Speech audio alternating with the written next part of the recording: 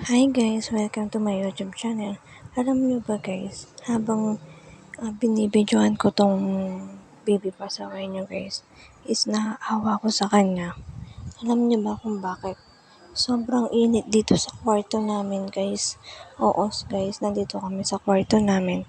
Hindi kami nakapagkwarto dun sa kung saan kami natutulog guys. Gawa nga ng andun na nga yung ate niya kasi nga panggabi na nga siya guys. So hindi kami pwedeng makisali guys kasi nga si baby pasaway nyo kapag dun kami natulog ay guguluhin niya ah, yung tita niya na puyat. So tinitiis ko na lang siya dyan guys. Alam nyo ba guys na yung baby pasaway nyo is inuubo siya at sinisipon. So, nasanay kasi siya na naka-aircon guys. So, dahil hindi pa kami nakaluwag-luwag guys, hindi pa namin napagawa ang aming kwarto. Kaya nakikikwarto kami sa atin niya. So, hindi naman, hindi naman matagal yung panggabi niya guys. Alternate yung panggabi ng atin ng aking partner guys. So, ayan nga guys, papakita ko sa inyo ang aming kwarto. So, ayan. Hindi talaga siya, hindi talaga siya semento. Ayan. Parang, lang siya, plywood lang siya. Parang, style, guys. Alam niyo ba yung bahay na, sinauna, yung bahay matanda? Yun yung ganon. Sobrang init dyan, guys. Alam niyo ba, hinihintay ko na umulan, guys. Kaso wrong timing yung pagtulog nga ng baby pasaway nyo.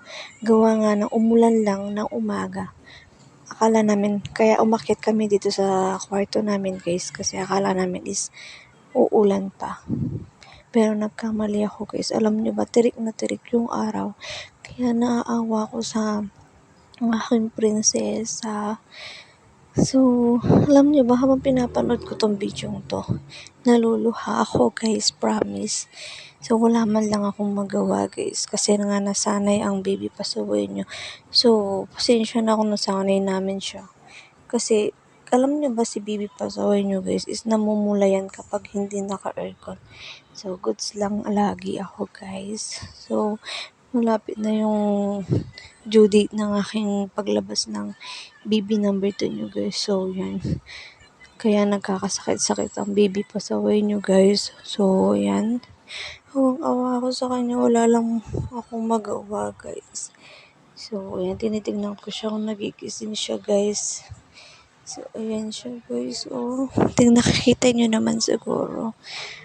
So, goods laging thumbs up ang sinasabi ko dyan guys. Kasi, nagpipray ako lagi na sana impossible lahat. So, yun lang guys. Thank you for watching. Mwah.